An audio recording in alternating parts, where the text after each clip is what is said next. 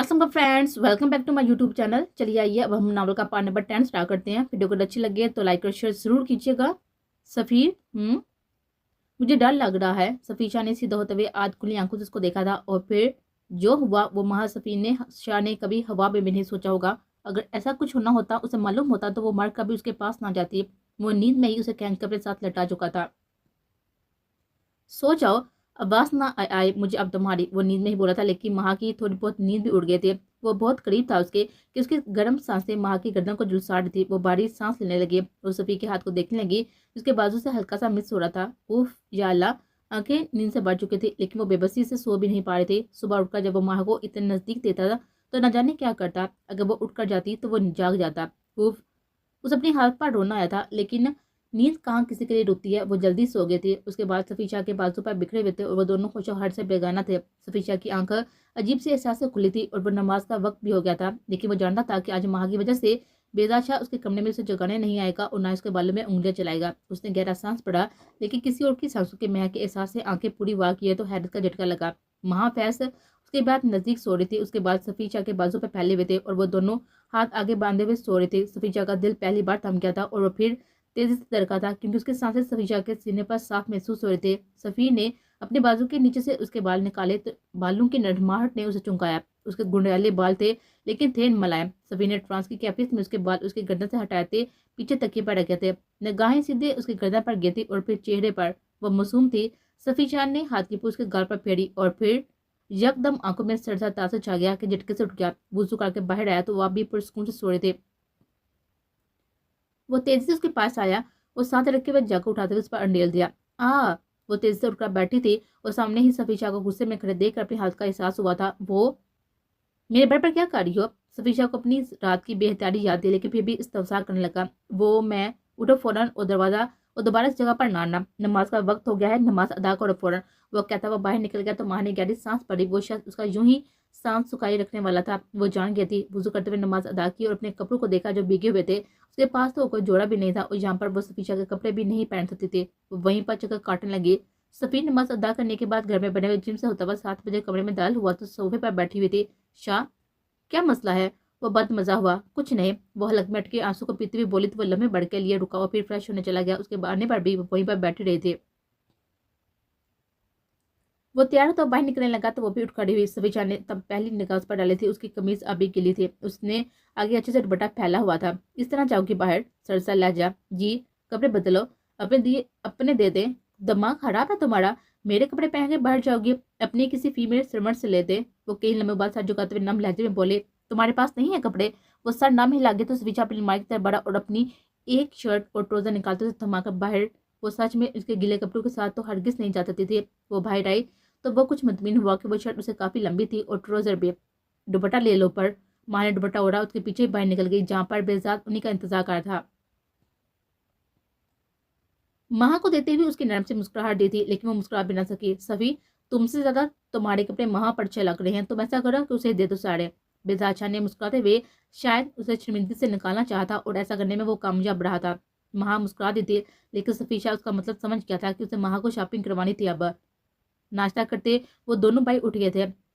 ये घर आपका भी है, आपसे महा सारा कर देखें, जिस चीज़ की जरूरत हो सफी को मैसेज कर दें, वो शाम को लेता आएगा। जी भाई। उसके भाई बोलने पर दोनों ने पलट कर उसको देखा था और फिर बेजाद शाह मुस्कुरा दिया। खुदा हाफिज। वो चले गए तो माँ ने गहरा सांस पड़ा। वो क्या बताती उन्हें, उनके पास तो सफी शाह का नंबर ही नहीं था। उसने सारा गार्ड देखा जो कि खूबसूरत था। ये दरवाजा क्यों बंद है? उसने बेजाद शाह के खूबसूरत छोटे से बागीचे को देते हुए कहा। यहाँ जाने की इजाजत किसी को भी नहीं है मैडम, इसलिए ये बहुत ही खूबसूरत है। किसने बनाया है? बेजाद सर ने। हमें यहाँ जाने की इजाजत नहीं है सर, सफीर सर जा सकते हैं। और हाँ, कल वो लड़की गई थी। कौन सी लड़की? वो पुरतजस्सिस थी जाने के लिए। पता नहीं जी, बेजाद सर का इंटरव्यू लेने आई थी। और हालदा, अपना काम करो, यहाँ की फीमेल सर्वेंट्स की हेड। फिरोजा ने कहा तो वो शर्मिंदा होती हुई चली गई थी। आपको कुछ चाहिए मैडम? वो महा से पूछने लगी। नहीं, महा किचन में चली गई। आज क्या बन रहा है? उसके पास कुछ भी नहीं था करने को तो वो उनके साथ ही वक्त गुजारने लगे। पाए बन रहे हैं जी। वो कौन खाएगा? सब। दोनों भाई बहुत ही शौक से खाते हैं। अच्छा ठीक है। वो बताना पाई कि वो नहीं खाती और बाहर निकलते ऐसे सारा दिन जहाँ से वहाँ गुजार दिया उसने। बेजार शहर पहले आ गया था घर पर। भाई बोले, महा ये आपका बगीचा है? बिल्कुल, ये बहुत खूबसूरत है। वो हंसते लिए बोली, देखना चाहोगी? وہ پل میں اس کے چہرے پر پہلی اس جگہ کو دیکھنے کی حسرت پام کیا تھا۔ بالکل، بہزاد نے چابی منگوا کر اس کو تھمائے۔ جائیں دیکھیں، میں فریش ہو کر آتا ہوں، تب تک صفی بھی آ جائے گا۔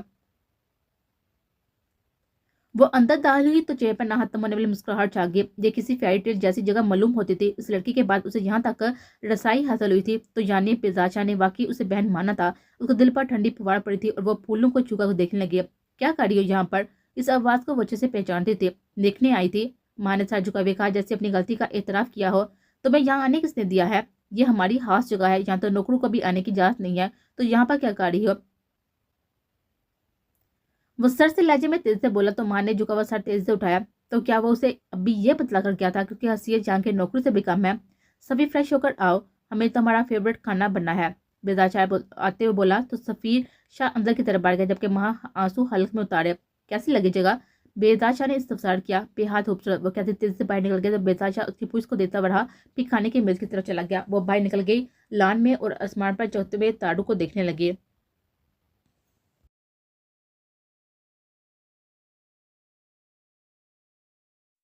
سر، اشرف فیض کل فرانس جا رہا ہے۔ میں جانتا ہوں، وہ سگریٹ کا دھواں ہوا میں چھوڑتا ہوا بولا۔ ہمارے لیے کیا حکم ہے سر؟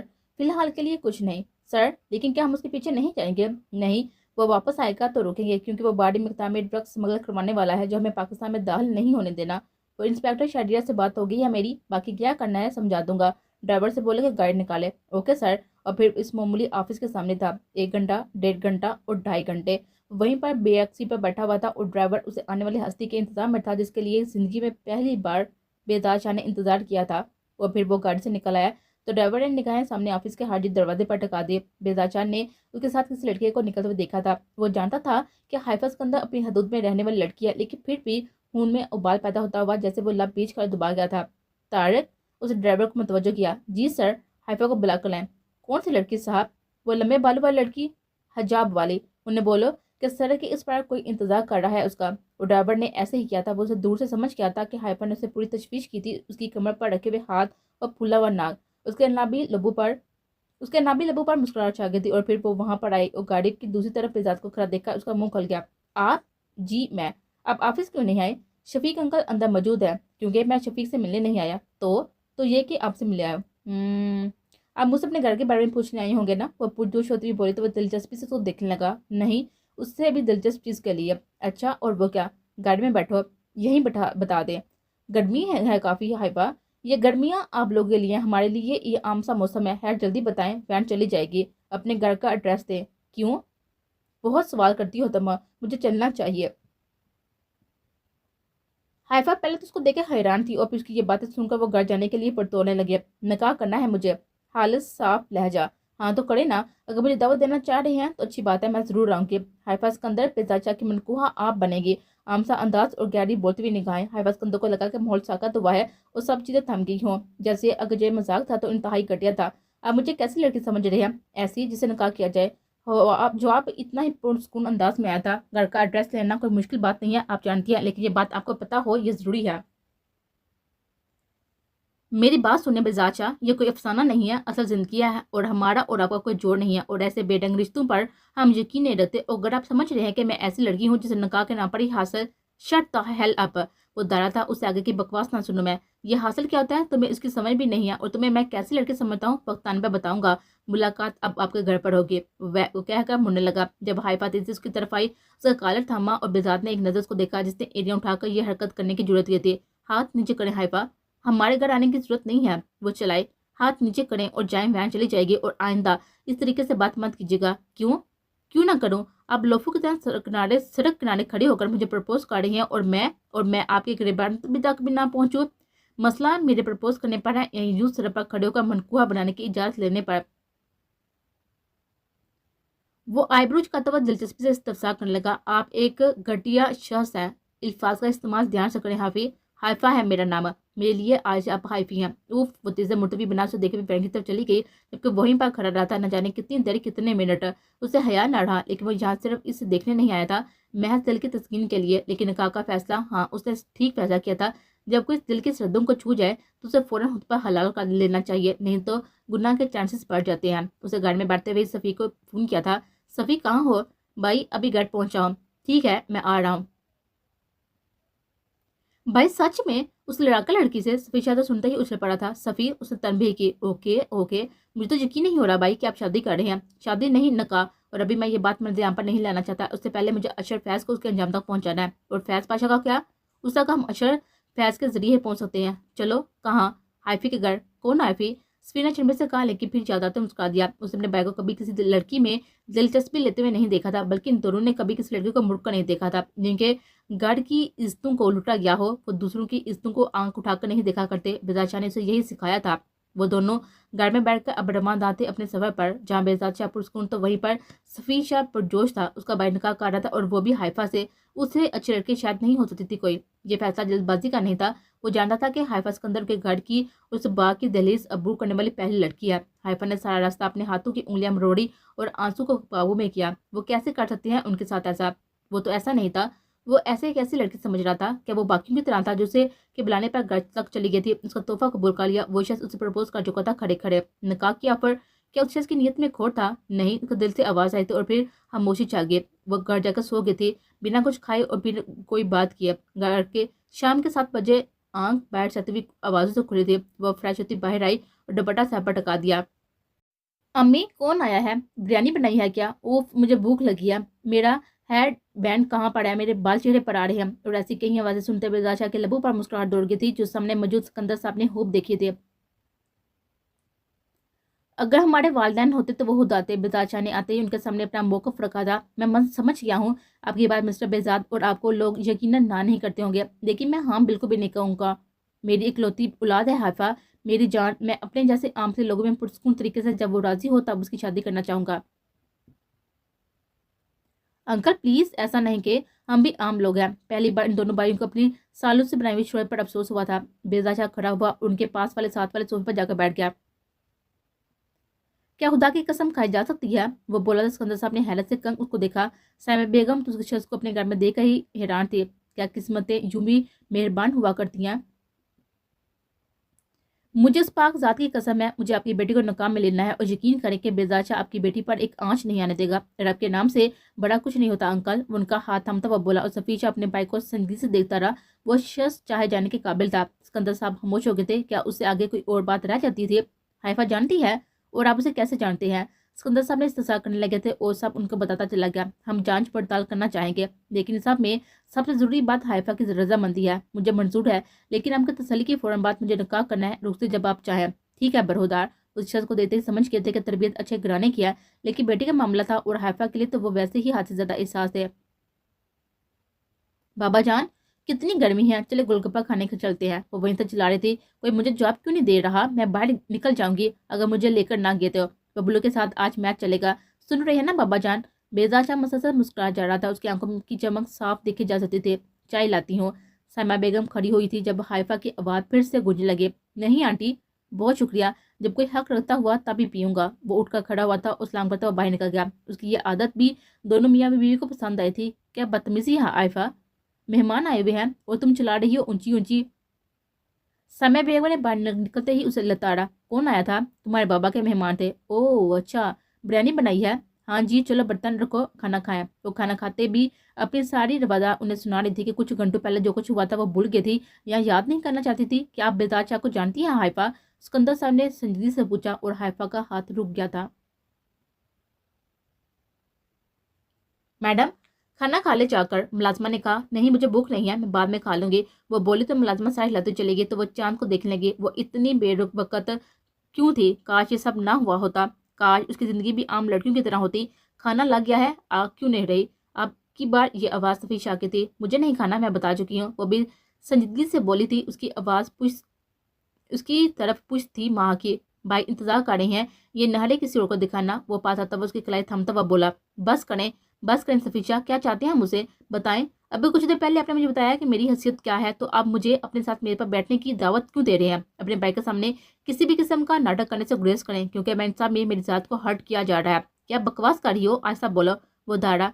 सफ़ीर, बेजाद के साथ चंद एक मुलाजिम भी वहां पर आए हुए थे कि माँ की आवाज़ काफ़ी तेज थी। क्या हुआ है माँ? बेजाद ने नरमी से पूछा। क्या हुआ है? आप ऐसे पूछ रहे हैं कि जैसे जानते ही ना हो। आपके भाई ने मेरी ज़िंदगी बर्बाद कर दिया, मुझसे ज़बरदस्ती शादी की, और अब जब से साथ है मुझे हर पल ये साथ दिला रहे हैं कि मैं नफरत किए जाने के काबिल हो। मेरे वजूद को बनाया है इसलिए क्या है? ان سے پوچھے یہ کیا چاہتے ہیں مجھے؟ بہت ہو گیا، یہ اپنی نفرت میں میرے وجود کی دچیاں اڑا رہے ہیں۔ وہ روتے ہوئے چیخ رہی تھی اور سب خاموش تماشائی تھے۔ بہزاد نے آنکھیں بند کرتے ہوئے کھولی جبکہ صفیشہ کی آنکھیں سر ہوئی تھی۔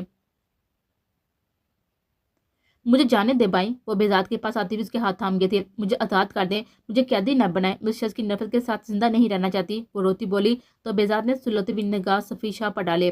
چلو، صفیشہ نے اس کا آگے بڑھ کر ہاتھ تھامنا چاہا تو بہزاد کے ساتھ ہوئی تھی۔ بہزاد نے ہاتھ سے ہی صفی کو رکنے کا کہا تھا۔ اب فیصلہ میں کروں گا صفی، میں نے سمجھایا تھا نا کہ تمہیں اگر مجھ سے مدد مانگی گئی تو میں تم پر ماہا فیض کو پھونکے دوں گا، یہ جانتے ہوئے بھی کہ یہ ہماری اکلوتی بہن کی قاتل ہے۔ صفیشہ بھی آپس سے باہر ہوا تھا۔ ماہا کا وجود سڑ پڑا تھا۔ کیا اس نے کسی کو قتل کیا تھا؟ کب؟ یہ ناممکن تھا۔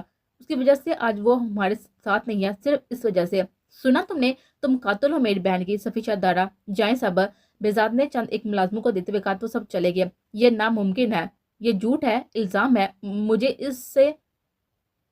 اسے طلاق چاہیے، ماہا نے بہزاد کو دیتے ہوئے کہا۔ مر کبھی نہیں، یہ میرے نام سے کبھی علیحدہ نہیں ہوگی بھائی۔ سفیر، آزاد کرو ماہا کو، اس رشتے کی کوئی اہمیت نہیں ہے۔ آپ جان مانگ لے لیکن یہ نہیں، یہ تا عمر میری بیوی رہے گی۔ ماہا صفیشہ، یہ نام صرف میرے مرنے پر اس کے آگے سے ہٹے گا، وہ کہتا ہوا اندر چلا گیا تھا۔ فیروزہ، بہزاد نے آواز دی تو وہ بھاگتی ہوئی ہے۔ جی سر۔ ماہا آپ سے پچھلے لائن والے پورشن میں رہے گی۔ جی سر، بہتر۔ بہزاد شاہ وہیں پر رکھی ہوئی کرسی پر بیٹھ گیا تو وہ بھی بیٹھ گئے۔ کیا میں نے سچ میں قتل کیا ہے آپ کی بہن کا؟ بہزاد خاموش رہا۔ پلیز بھائی بتائے۔ نہیں، شاید جذباتی ہے، اس بارے میں بات مت سوچو۔ کیا ہم ایک دوسرے کو پہلے سے جانتے ہیں؟ ابھی آپ آرام کریں ماہا بیٹا، پھر کبھی بات ہوگی اس موضوع پر۔ اب آپ الگ رہیں گے، جس چیز کی ضرورت ہوگی مجھے بتائیں۔ اوکے، وہ کہتے ہوئے اٹھ کھڑی ہوئی تھی۔ یہی بہت تھا اس کے لیے کہ وہ صفیشہ سے دور تھے۔ بہزاد شاہ نے صفی کے کمرے کا دروازہ کھولا تو سگریٹ کے دھوئیں سے کمرہ بڑا تھا۔ صفی، نہیں ہوں میں آپ کا صفی، وہ وہیں سے بولا تھا۔ بہزاد شاہ کا دل تڑپا۔ آپ نے مجھ پر اسے فوقیت دی، آپ نے مجھ پر اسے ترجیح دی کیونکہ وہ بے گناہ ہے۔ بے گناہ نہیں ہے، وہ قاتل ہے، وہ بیوی ہے تمہاری، اس کے علاوہ کچھ نہیں۔ اگر نبھا سکتے ہو تو بہتر، نہیں تو علیحدہ کرو، رومان ہے۔ بس کریں بھائی، میرے نام سے وہ کبھی بھی علیحدہ نہیں ہوگی۔ نہ جانے اس علیحدگی کی بات اتنی کیوں چپ رہے تھے، لیکن یہ تو طے تھا کہ ماہا فیض صفیشہ سے کبھی علیحدہ نہیں ہونے والے تھے۔ جو تم سوچ رہے ہو نا وہ ممکن نہیں ہے، کیونکہ میں ایسا ہونے نہیں دوں گا۔ وہ بچی تھی تب صفی، ہوش میں آؤ، وہ اب بھی بچی ہے، معصومہ۔ صفیشہ نے آگے بڑھتے ہوئے بہزاد کو گلے لگایا، آنکھیں نم ہوئی تھی اس منظر کو یاد کرتے۔ وہ مجھے یاد دلاتی ہے سب، وہ تڑپ پڑا تھا تو اس میں اس کا کیا قصور ہوا؟ یہ کہ اس خاندان سے ہے، بھولو مت تم اسی خاندان سے ہو۔ کل تم دبئی جا رہی ہو صفی، وہ سر ہلا گیا۔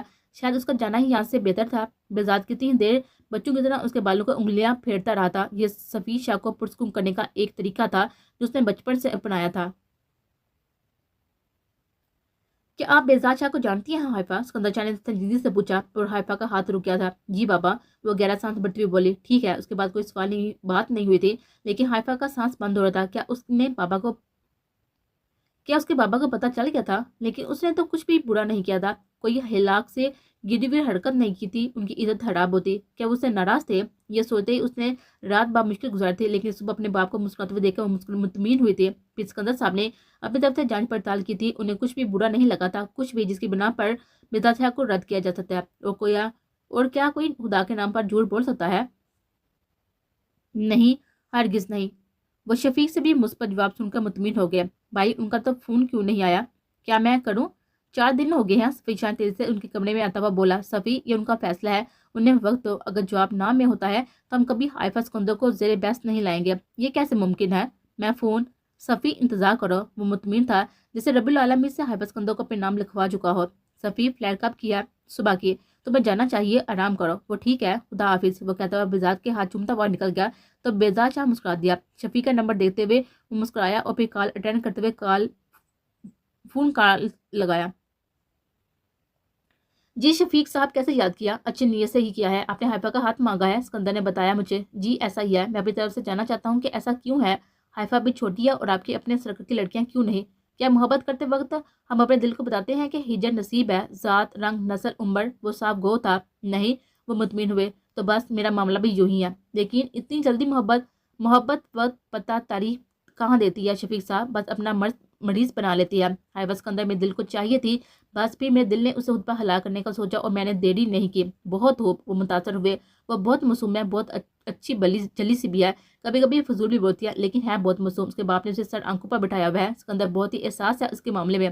وہ مجھے خود سے زیادہ احساس پائیں کہ حائفہ کے معاملے میں وہ پرسکون تھا بے حد، جبکہ دوسری طرف اسکندر صاحب کا دل بہت ہی مطمئن ہوا گیا تھا۔ وہ شفیق صاحب کے پاس آئے تھے بات کرنے، جنہوں نے بذات کو کال ملا دی تھی۔ ٹھیک ہے، جلد ملاقات ہوگی اب تو، شفیق صاحب بولے تو وہ مسکرایا۔ مجھے انتظار رہے گا، مطمئن ہو اب؟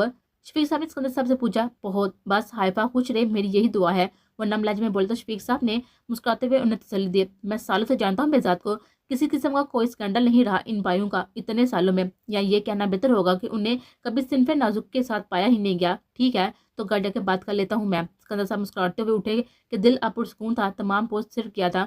بالکل، حائفہ سے بھی پوچھ لو۔ ٹھیک ہے، وہ گھر چلے گئے تھے جہاں پر سائمہ بیگم ان کے انتظار میں تھی۔ انہیں ساری بات کہہ سنائی تو وہ بھی خوش ہو گئے۔ حائفہ کو بلا دیں سائمہ۔ ٹھیک ہے، وہ کہتی ہوئی باہر نکل گئی۔ انس، حائفہ کہاں پر ہے؟ وہ تو باہر ببلو کی باڑی چھین کر کرکٹ کھیل رہی ہے، وہ فون میں غصہ بولا۔ اوف خدایا، میں اس لڑکی کا کیا کروں؟ وہ باہر نکل گئی اور پھر اس کے کان پکڑتے ہوئے واپس لائے۔ آئی مڑگی، چھوڑے میرا کان، تمہیں شرم آتی ہے حائفہ؟ یہ تمہاری عمر ہے باہر گلیوں محلوں میں کرکٹ کھیلنے کی؟ کرکٹ کھیلنے کی بھی بلا کوئی عمر ہوتی ہے؟ وہ آنکھ دباتے ہوئے بولے تو سائمہ نے اسے ایک ہاتھ جڑا۔ بابا بلا رہے ہیں تمہارے، جاؤ۔ اوکے، وہ کہتی ہوئی تیزی سے اندر چلی گئی تو وہ سر نفی میں ہلاتے ہوئے برتن میز پر لگانے لگے۔ جی اسکندر صاحب، آپ نے بلایا؟ وہ شرارت سے بولے۔ جی شہزادی، آپ کو بلایا ہے خادم نے۔ وہ بھی مسکراتے ہوئے اس کی شرارت کا حصہ بن گئے تھے۔ ہاں ہاں ہاں، اف بابا جان، ان کے گال کھینچتے ہوئے ان کے ساتھ ہی بیٹھ گئے تو وہ اسے ہنسانے میں لے گیا۔ کیا بات کرنی ہے؟ آپ جانتی ہیں حائفہ، میں نے آپ سے زیادہ پیار کسی کو نہیں کیا۔ آپ میری شہزادی، میرا سکون ہے۔ آپ کے لیے میں کسی پر بھروسہ نہیں کرتا تھا، لیکن اب کر سکتا ہوں۔ میں نے آپ کے لیے ایک فیصلہ کیا اور مجھے امید ہے کہ آپ کو وہ منظور ہوگا۔ کیا فیصلہ بابا جان؟ بیزاد شاہ آیا تھا اور پھر وہ اس کو سب بتاتے گئے کہ کیسے اس نے نکاح کی اجازت چاہی، ان کی جانچ پڑتال، شفیق صاحب کی رضامندی۔ وہ تو سن کر حیران ہوئی، یعنی کہ بیزاد شاہ نے جو کہا تھا وہ سچ تھا۔ اس کے دل میں پل میں ہی اس شخص کی عزت بڑھ گئی تھی۔ اس نے پہلا قدم ہی نکاح کو اٹھایا تھا۔ شاید وہ حائفہ کو جاننے لگا تھا، وہ جانتا تھا کہ حائفہ اسکندر کسی قسم کا فضول تعلق اسے نہیں چاہے گی۔ وہ مطمئن ہوئی۔ آپ کا کیا فیصلہ ہے؟ بابا جان، میں آپ سے دور نہیں جاؤں گی، وہ ہمارے گھر آ سکتے ہیں تو ٹھیک ہے۔ ہاں ہاں، گھر دماد بنانا چاہ رہی ہو؟ میں آپ کو چھوڑ کر نہیں جاؤں گی۔ وہ روتی ہوئی ان کے سینے سے لگ گئے تھے۔ آپ کی رخصتی ابھی نہیں ہے حائفہ، ابھی صرف نکاح ہوگا۔ وہ بولے تو وہ کچھ مطمئن ہوئے۔ آپ جیسے چاہیں بابا، وہ رضامندی دے گئی تو ان کا ماتھا چوم گئے۔ اور پھر جب سے انس کو پتہ چلا تھا کہ اس نے بیزاد شاہ سے ملنے کی رٹ لگا دی تھی، بیزاد شاہ کو فون پر حامی بھر دی گئی تھی۔ اس نے اگلے ہفتے نکاح کا کہا تھا کیونکہ صفی شاہ ابھی موجود نہیں تھا۔ بابا جان چلیں گول گپے کھانے، وہ سب بولتے ہوئے واپس اپنی جوم پر لوٹ آئے تھے۔ اچھا چلیں، وہ سب کو لیے ہوئے گول گپے کھلا رہے تھے۔ حائفہ دیوانی تھی گول گپوں کی۔ سب سونے کے لیے چلے گئے تھے، وہ بھی کمرے میں آتی ہوئی فریش ہوتی ہوئی اپنے بستر پر لیٹ کے جب فون بجنے لگا۔ ان نون نمبر تھا، اس نے کال کاٹ دی۔ بیزاد شاہ ہیئر حافی، 4 لفظی وہ میسج اس نے بڑھڑ پڑا تھا جب پھر سے فون بجنے لگا۔ وہ نہیں اٹھانا چاہتی تھی، وہ کیوں اس کا فون کر رہا تھا۔ وہ بھول گئی تھی کہ آج ہی ان کے نکاح کی تاریخ فکس ہوئی تھی۔ پک اپ مائی کال حافی، اگلا میسج، اور پھر فون زوروں سے دھڑدھڑانے لگا۔ کیا مسئلہ ہے آپ کے ساتھ؟ حائفہ نے کال اٹھاتے ہی کہا۔ یہ جو آپ کی اتنی زبان چلتی ہے نا میرے آگے، اسے میں ایک ہی بار میں بند کراؤں گا۔ وہ سنجیدگی سے بولا۔ کیا چاہیے آپ کے؟ وہ آہستگی سے بولے۔ جو چاہیے تھا نا وہ لے لیا۔ وہ دل فریبی سے بولا۔ آپ نے مجھے یہ بتانے کے لیے اتنی رات کو کال کیا اور میرا نمبر کہاں سے ملا آپ کو؟ وہ اٹھ کر بیٹھ گئے تھے۔ یہ کمر سے ہاتھ ذرا نیچے کریں، وہ بولا تو حائفہ نے فوراً ہاتھ نیچے کیا جو اس کے واقعی کمر پر رکھا تھا۔ اوف، وہ دل میں بولی۔ اوف بھی نہ کرے، وہ پھر سے بولا تو حائفہ نے فون کو گھوڑا۔ میں سامنے نہیں ہوں، فون کو مت گھوڑے۔ وہ ایک بار پھر سے بولا تو حائفہ کے گال گلابی پڑے۔ وہ کتنے کم عرصے میں اس کو جاننے لگا تھا، جبکہ وہ اس کے بارے میں کچھ نہیں جانتی تھی۔ میرے بارے میں آپ میرے قریب آ کر جانے گی تو بہتر طریقے سے اپنا آپ کو سمجھاؤں گا۔ میرا نمبر کہاں سے ملا؟ وہ سب باتوں کو نظر انداز کرتی ہوئی بولی، لیکن دل میں اس کی حاضر جوابی کی کاہل ہوئی تھی۔ اپنی ہونے والے منکوحہ کا نمبر ڈھونڈنا کون سا مشکل کام ہے؟ اب نکاح پر جو جوڑا پہنے کی نا وہ کل پہنچے گا آپ کی طرف، میں خود لوں گی۔ وہ تیزی سے بولی تو وہ مسکرایا۔ میری پسند کے بغیر تو آپ کچھ بھی نہیں پہن سکتی حافی، وہ بولا تو حائفہ خاموش ہوگی۔ میرا نام حائفہ ہے، میرے لیے آپ حافی ہیں، وہ بولا تو حائفہ کے گال پھر سے گلابی ہوئے تھے اور کال کاٹ دی، جبکہ دوسری طرف مسکرایا تھا۔ یہ اس کی زندگی کے بہترین لمحات تھے۔